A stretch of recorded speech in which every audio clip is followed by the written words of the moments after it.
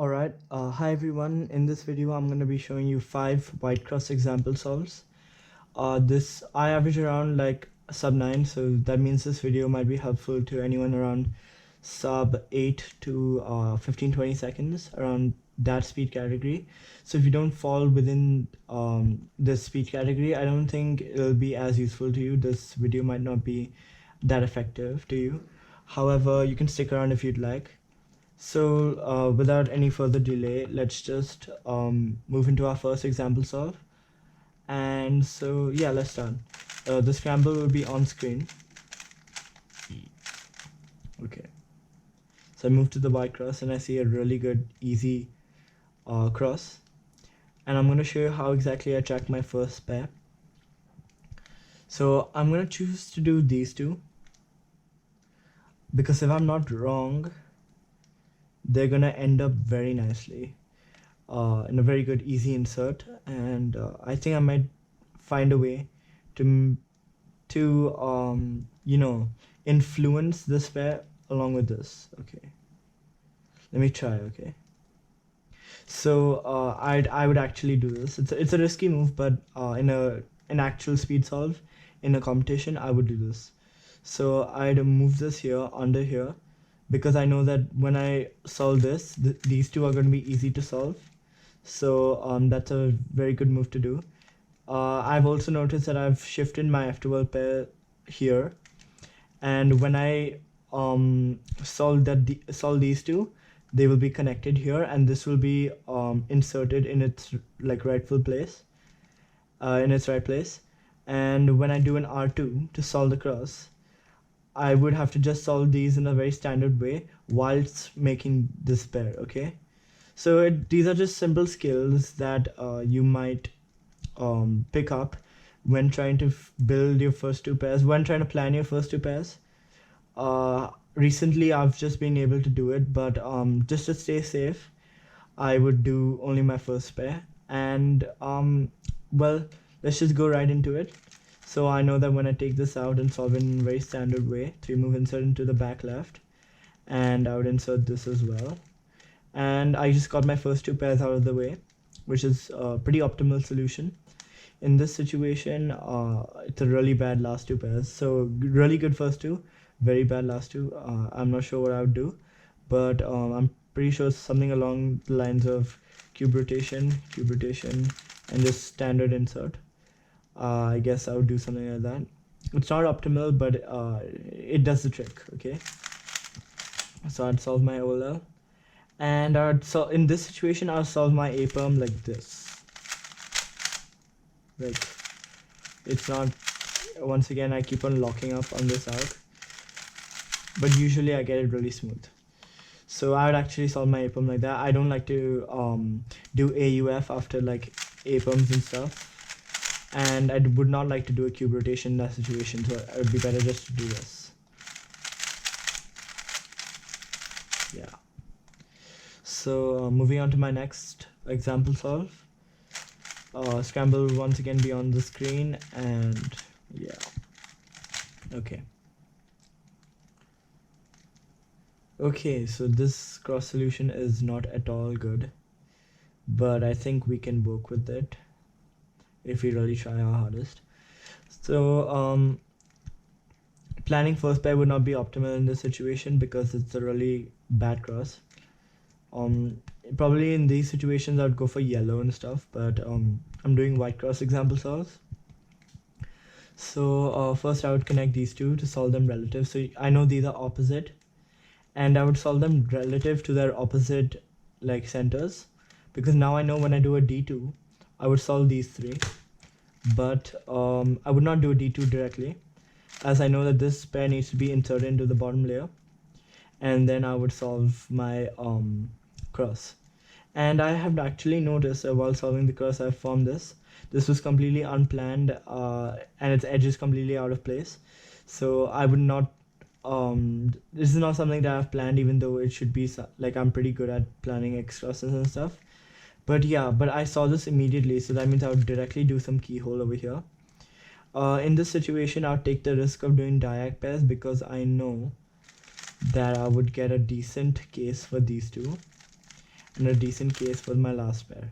So these are just skills that you would pick up while learning how to solve patterns that you might observe in different cases. And sooner or later, you will understand how solving a pairs in certain ways can influence your other pairs. So those are some things you just have to pick up. I hope you can learn them from this video. So I did my standard OL and standard PLL. I guess it was a good solution, efficient, but still like not optimal. I think we could do much better. Moving on to our third example solve. Please comment down below whether I'm like rushing through these solves or not. I'd really like to know if you all want more details into how I do my solves. So in this case, once again, white cross is pretty simple actually.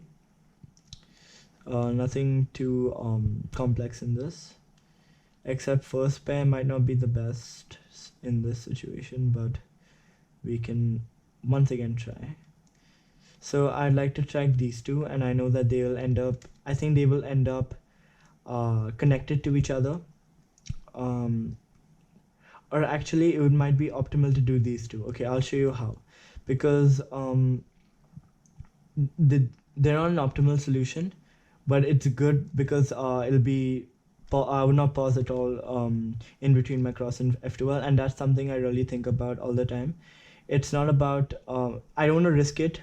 I would rather do a crappy pair and not pause than risk it and accidentally misplan my pair and stuff like that. So let's go right into the cross. I would insert these two relative, because now I know that they would be one move away from being solved. Before I do the one move and solve them, I would insert this and solve these two. And I had tracked this pair, and I know that they would be a relatively easy insert. And while doing that, I saw these two, but I would often avoid diagonal pairs in these situations. I'd rather do this because I know that when I do this, I would get a really easy three move insert with sorry with a really bad last pair, but it had to be done.